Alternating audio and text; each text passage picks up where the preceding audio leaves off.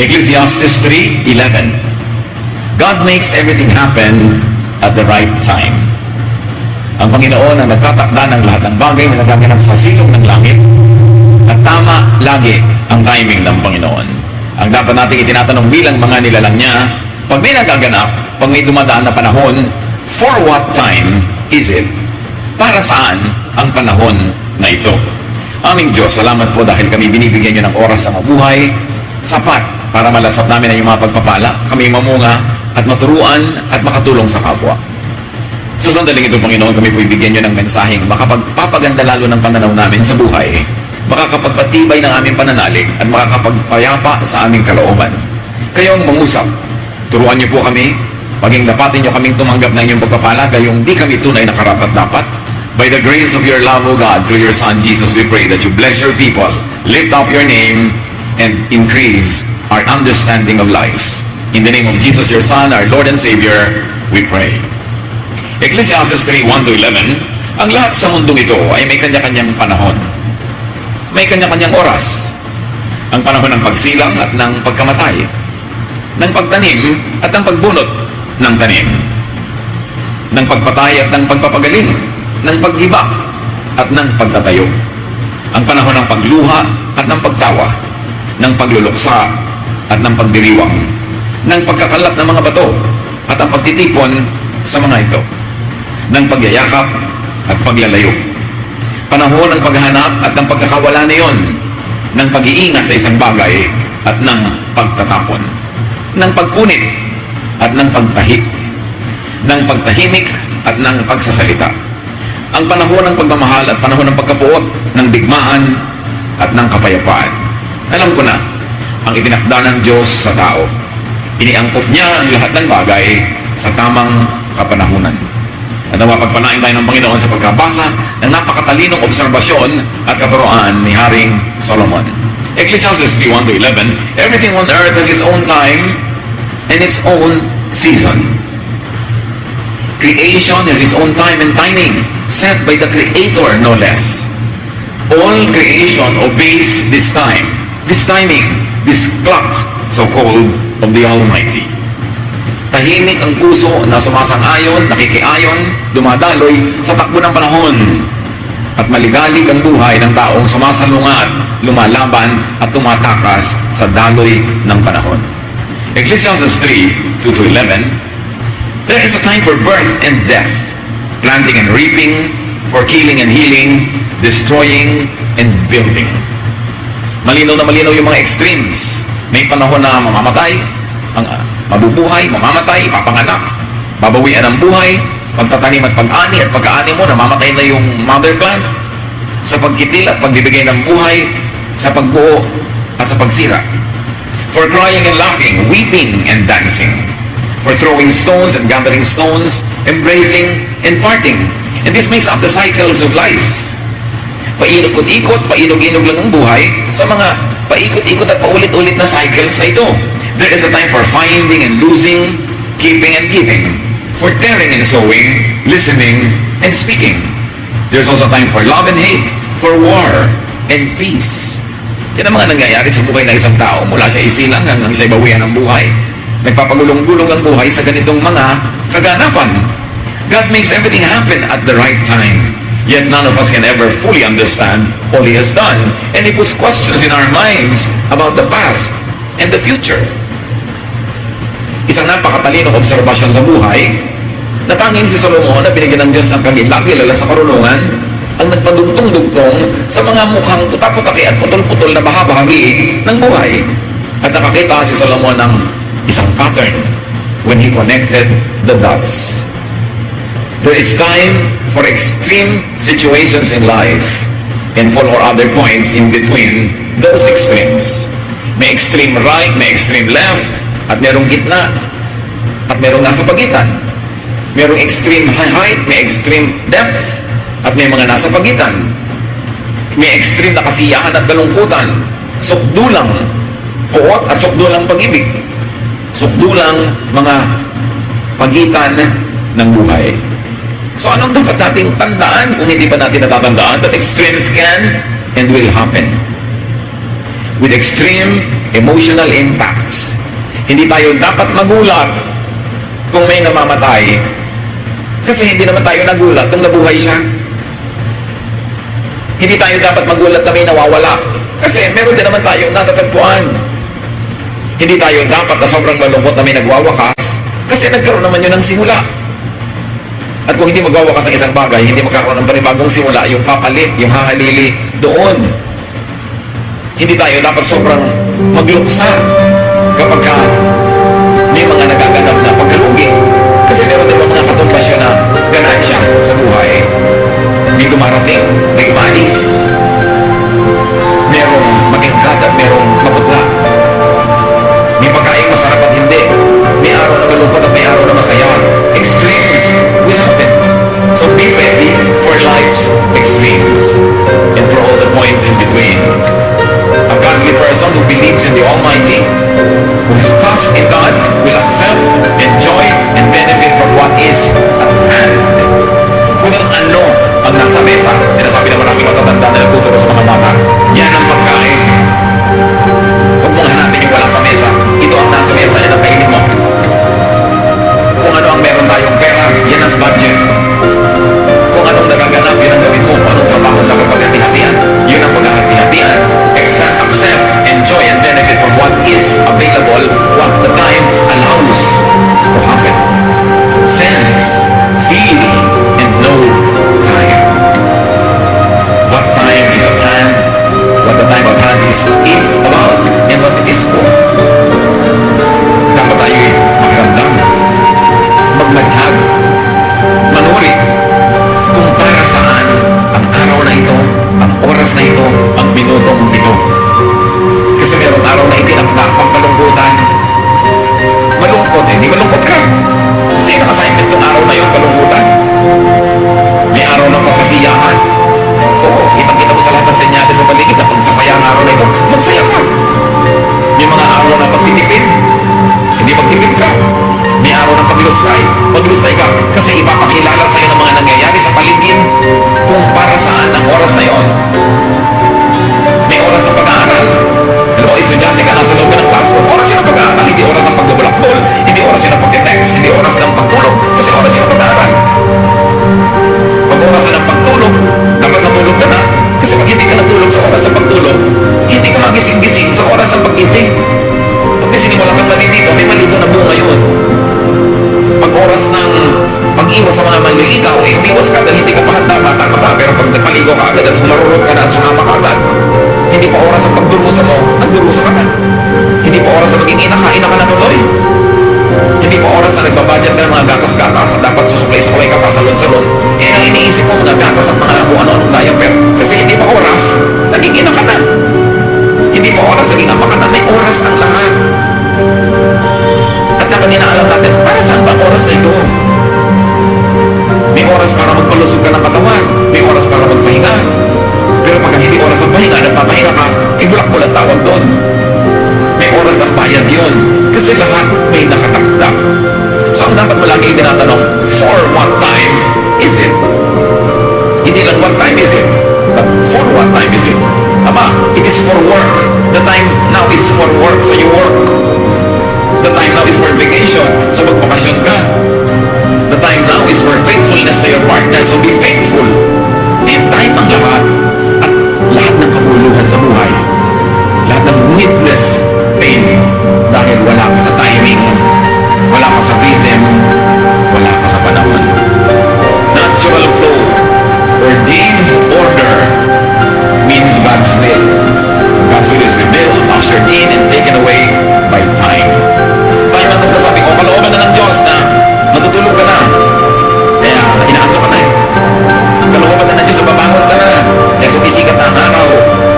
Kalooban ng Diyos na kakain ka na. Kaya nagugutom na isikura mo. Kalooban ng Diyos na tumigil ka na ng pagkain dahil busog ka na. Kalooban ng Diyos na magbigay ka. Kasi meron kang ibibigay o meron siyang pangangailangan. Lahat yun, kalooban ng Diyos. Pag pumasok sa dimension of time, God is God of time. Therefore, it is God's will. Time is God's will. Tayo na mamatay. God's will din yun. Kasi God's will nung pinanganak siya. God's will nung nakuha siya ng Panginoon.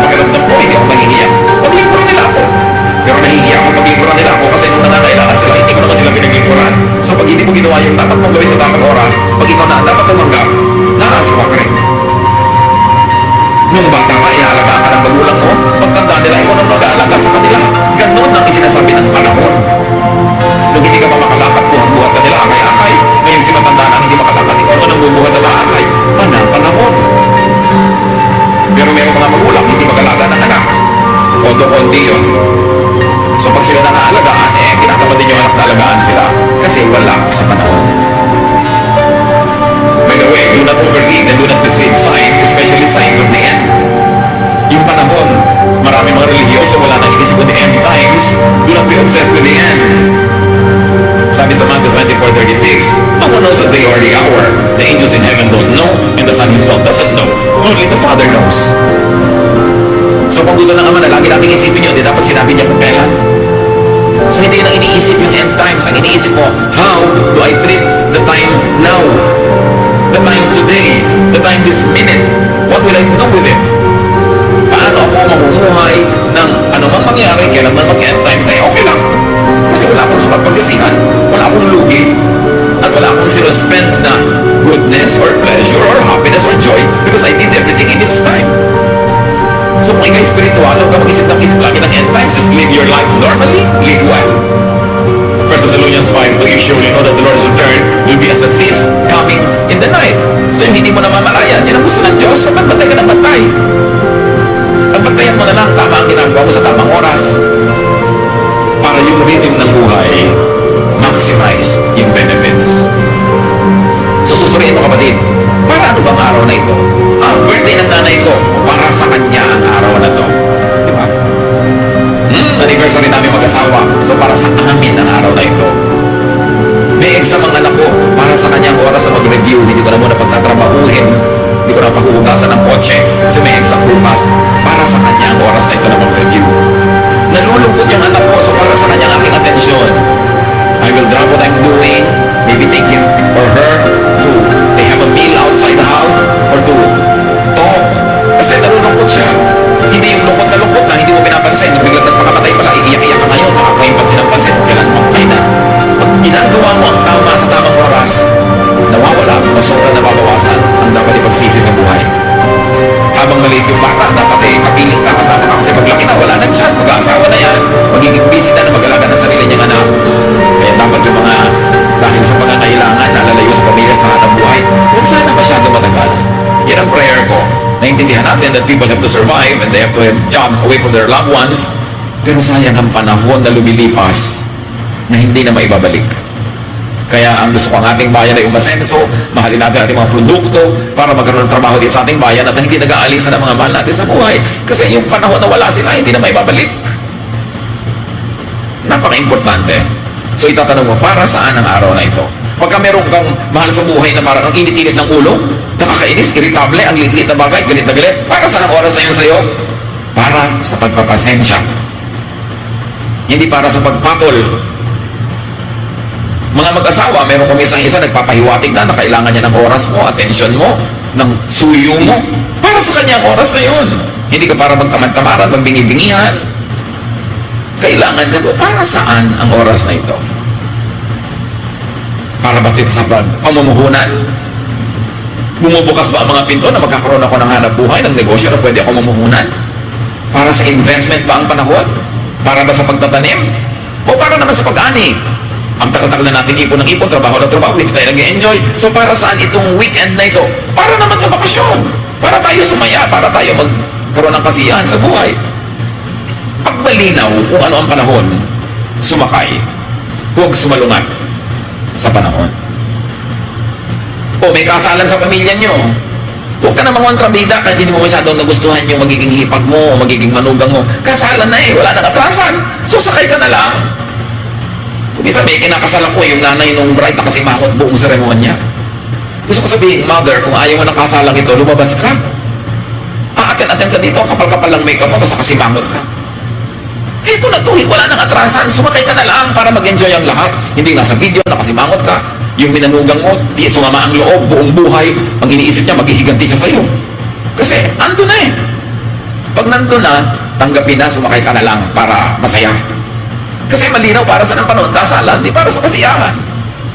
O ano mo, may nakapuro, may matay, namamatay, may iyak na iyak, pigil ka ng pigil. Ano na pag-iyak yan, nayaan mo siya? Kasi, may namatay natural, nalulungkot siya. Ang ginagawa mo natin, pag may iyak, pigil ka ng pigil, kung umiyak, huwag kang umiyak.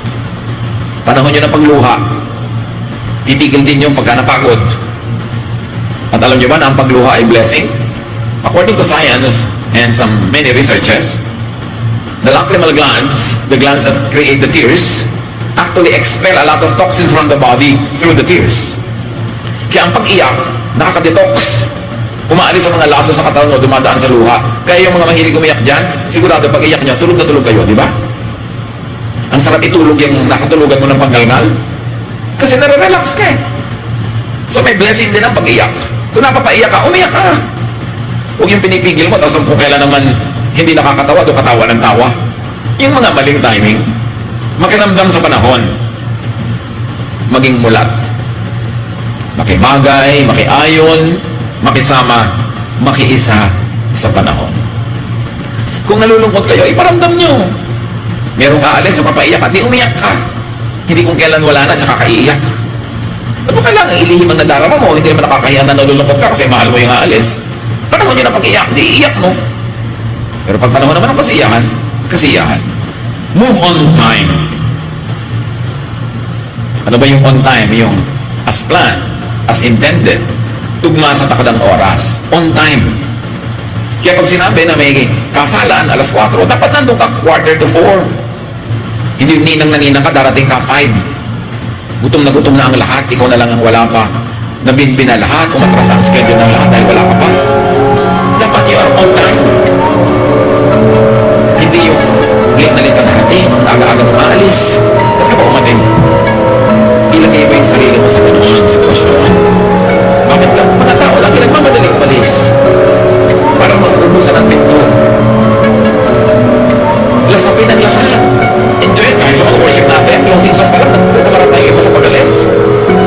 Yung iba understandable, kung sa subdivision nila yung tricycle, at alas 9 lang, so nagmamadali sila, pwede yan. Wala naman, doon sa labas ng tala ng bandalan, nakatagal, kasi nagmamadali paglabas. Bakit? Eh, oras pa na kanta eh. Umalis ka na. Wala ka sa oras.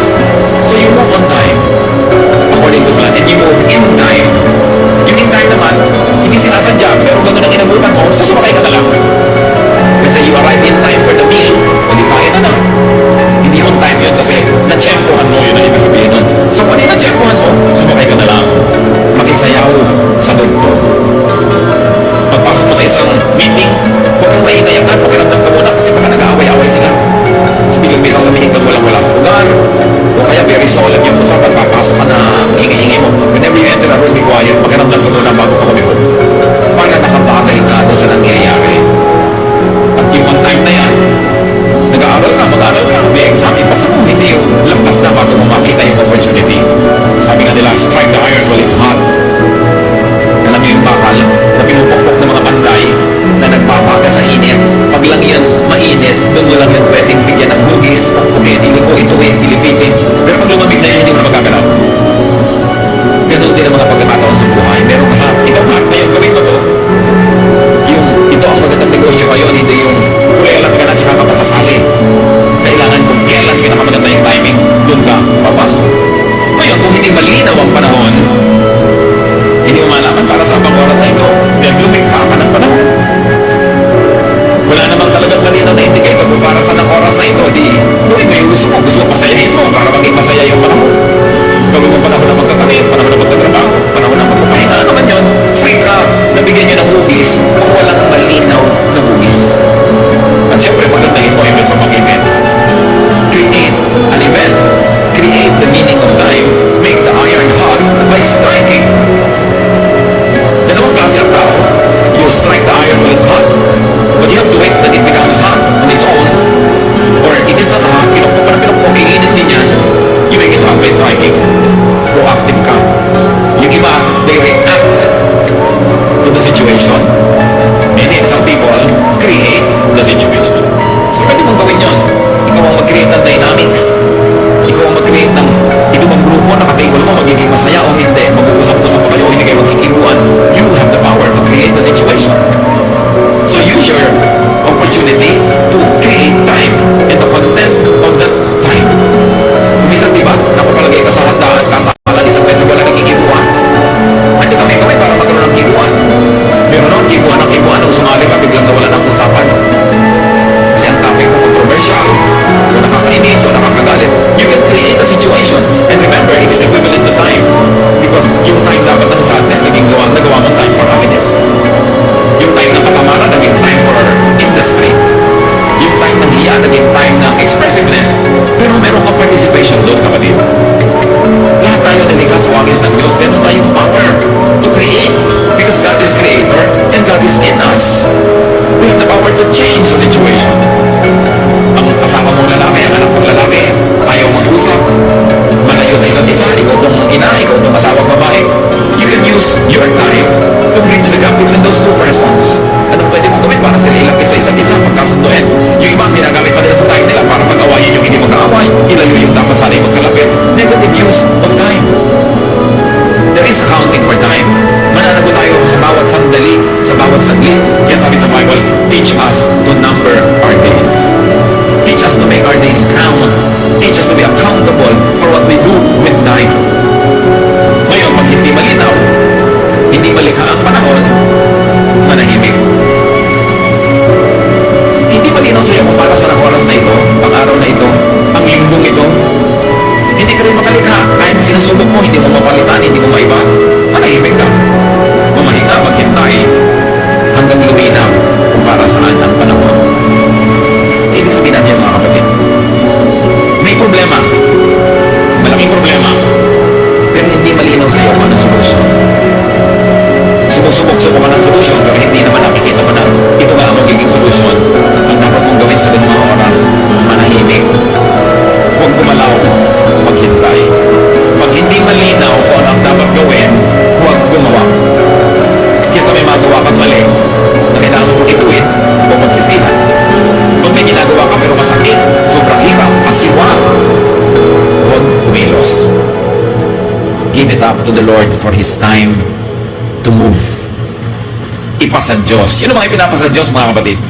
Naranasan nyo na ba na meron kayong problema, pero pag ginawa nyo yung solution A, step A, ang dakilang damage. Pag ginawa nyo yung solution B, may ibang damage naman. Pag solution C, may mga damages pa rin. Lahat yun hindi katanggap-tanggap.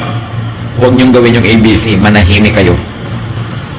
Because, as you allow the Lord to move, kahit without your participation, you will see things getting into proper arrangement.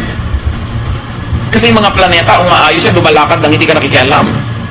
Pag malinaw yung solusyon, gawin mo. Pero hindi malinaw, sumubok ka. Pero yung mga sinusubok mo, hindi talaga mag-work, manahimik ka and be still. Psalm 46:10. Be still and know that I am God.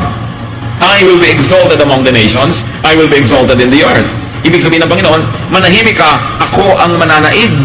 Ako ang maghahari. Ako ang magpapaganap. Kalooban ko ang matutupad. Just step out of the way. Don't get in the way. Be still. Ako ang gagawa. Pag meron kayong gustong gawin na hindi nyo magawa, lahat ng pwedeng gawin na naiisip nyo, merong damage that is unacceptable, then don't move. Wait upon the Lord. Huwag kayong gumagawa ng mga mahalagang desisyon na minadali. Huwag kayong iisip na, naku, yung boyfriend ko, mag-a-abroad na. Ang gusto niya, magpa-secret marriage kami. Kasi 1 week na lang, aalis na siya, magpapakasal na ako. Eh, paano kung nagbago isip mo, nagbago isip niya habang wala siya, ang tagal-tagal, nakakasal ka na. Bakit ka magpapaapura? Inaapura ka. Sabi, teka, hindi ako handa. Eh, mawawala ako pagka hindi ka handa. Ay, kung gano'n lang pala, di mawala ka na. Bakit ayaw mo ko maghanda? Bakit ayaw mo ko mag-isip? Ba't mo ko inaapura? Huwag kayong magmamadali sa mga bagay na hindi kayo sure. The safest way is to let the Lord, in His time, arrange everything for you because God cares. God knows, and God is actively participating in our life. Ngayon, pag malinaw na, gawin nyo na kasi mali naman, wala kayong gawin, malinaw na. Pero tandaan nyo, habang hindi malinaw, be still. Maghintay. Isaiah 45:9, Israel, you have no right to argue with your Creator. You are merely a clay pot shaped by a potter. The clay doesn't ask, why did you make me this way? Where are the handles? So, itinulad ng Panginoon ang sarili niya sa isang gumagawa ng palayok.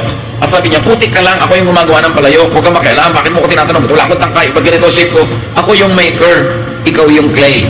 I am the potter. Let me shape you. At ganoon din ang panahon, mga kapatid. Yung ibinibigay ng panahon ng Diyos, observe it. Panahon ng pagtatrabaho, magtrabaho. Huwag kang manghimasok. Panahon ng pagpapahinga, panahon ng pagpapatawad, panahon ng pagpapagaling. Observe it all. Your body will tell you kung anong hinihingi ng panahon. The environment will tell you kung anong hinihingi ng panahon. And upon prayer and meditation, lilinaw sa inyo kung ano ang hinihingi ng oras. Will creation contend with the Creator? Will creation contend with Creator's time? So do not go against, do not fight or resist or complain about, do not problematize God's will and God's time. Huwag niyang problemahin. Diyos ang nakakaalam ng mga ganyang bagay. Yung Diyos ko, bakit po namatay na agad ang nanay ko? Ang Diyos ang nakakaalam kung bakit. Huwag mong problemahin. Pag nangyari, pinayagan ng Diyos. Bakit po kaya ganitong nangyari? Hindi ito ang talent ko. Bakit kaya hindi ako pumasa? Nakakalabing isang board exam na ako. Liban sa participation mo kung bakit hindi ka pumapasa, mayroong participation din ng Diyos. Maaring iniiwas ka sa isang liko ng buhay mo na magagawa mo kung doon ka nakapasa agad. Ipag sa Diyos. Do your best, and if still doesn't work, trust that God knows what He's doing. But make sure that it did not work because you neglected it. Pagka ganun, iba na yun. Pero kung ginawa mo ang lahat ng pwede mong gawin, hindi pa rin nag-work, accept it as God's will. Nang matahimik ka kaysa nakikipagbuno ka sa hindi mo naman kayang palitan na pangyayari sa iyong buhay. Acts 16, 6-7, Paul and his friends went through Phrygia and Galatia, but the Holy Spirit would not let them preach in Asia. After they arrived in Mysia,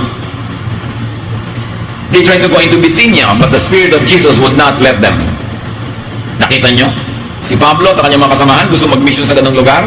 Ngayon na, pupunta na sila, mangangaral, magtuturo ng Ebanghelyo, pero hindi sila pinayagan ng Espiritu. 2 beses. Kasi, yung panahon is no, not yet. Kung paandari lang natin ang ating human wisdom, sabihin natin, aba, soul winning yan, kaluluwa rin yan, dapat maturuan yan, ngayon na. Pero, ang Diyos mismo hindi pumayag. Ano natututunan natin yan tungkol sa panahon, mga kapatid? It is not always the right time, even for good deeds. Hindi ko maganda yung gagawin, kahit kailan na lang, gawin.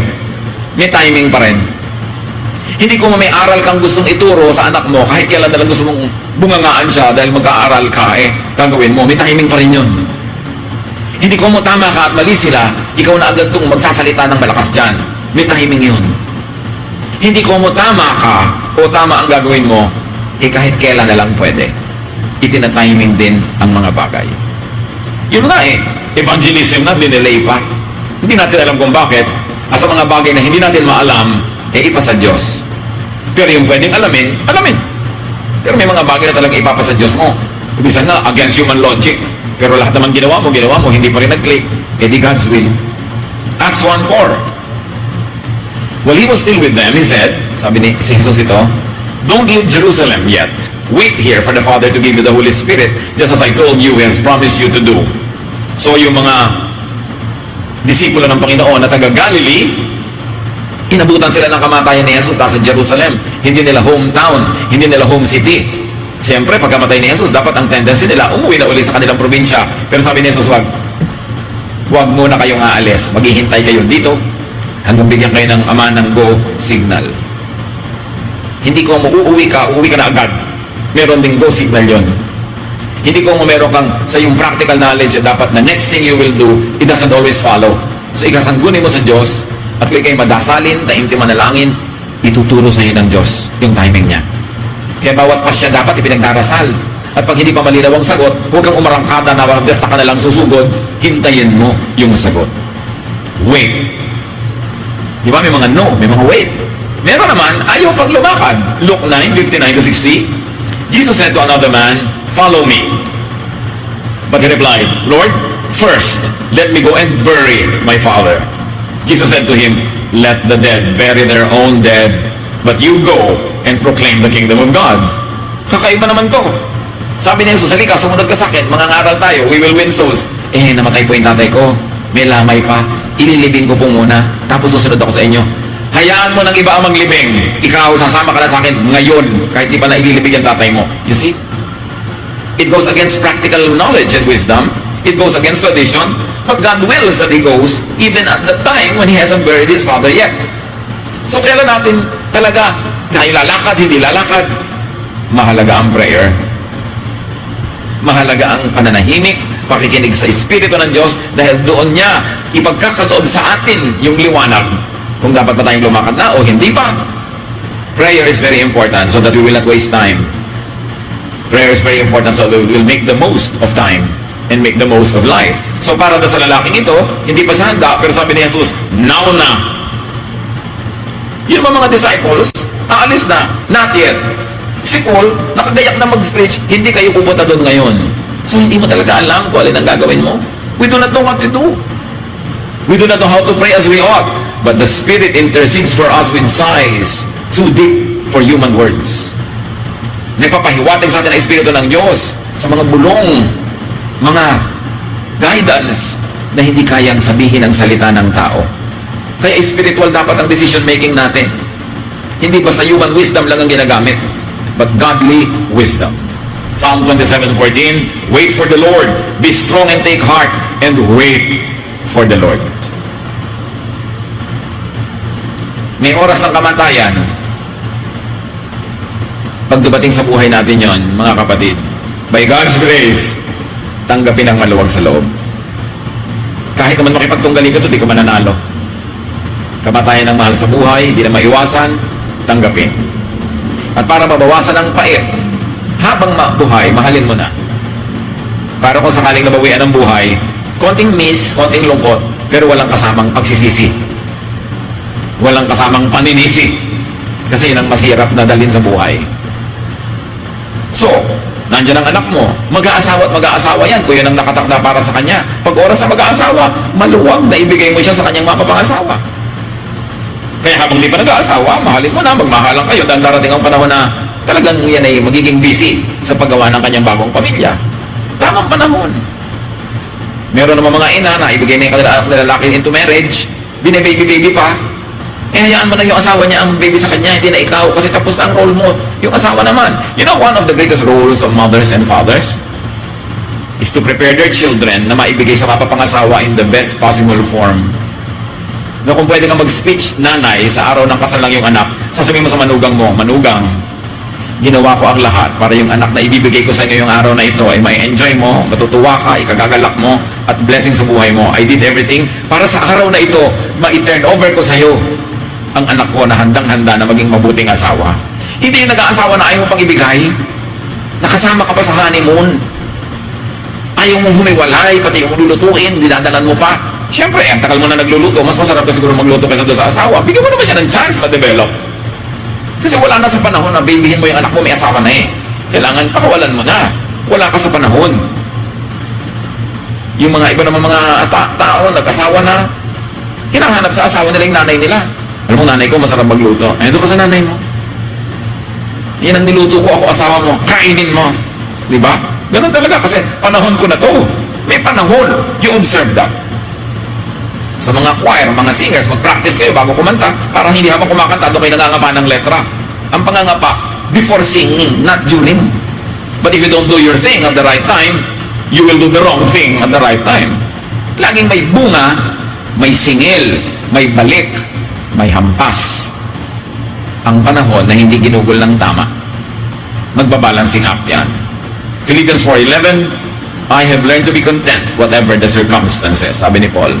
Kung ano ang panahon, panahon ng taggutom, maging magutom, panahon ng kainan, hindi kumain, panahon ng hirap, mahirapan, panahon ng saya, magsaya. Kahit naman labanan mo yan, hindi mo rin malalabanan. So relax and enjoy it. Flow with time. Sasandali ang oras sa buhay. 1/3 of your life, tulog ka pa. Kasi kung 8 hours a day, tulog ka, di 1/3 of your life na yun. Konti na lang ang natira para mabuhay ka. So huwag mo nang sayangin ang oras sa pagkukorek ng mistake. Avoid committing the mistake so you don't waste time correcting it. And if you're not sure about what to do, take your time, take it slowly. The Lord is in control. The Lord is in control of our lives. Panginoon, turuan niyo po kami. Pahalagahan ng oras, gugulin, i-invest, enjoyin ang oras, at matuto kami, Lord, na tanggapin kung anong ibinibigay ng araw na ito, ng oras na ito. Gawin namin ang tama, tuwing may pagkakataon, para ano man ang maging bunga, kami handa. Pain is minimized, joy is maximized, and we're able to do the most good.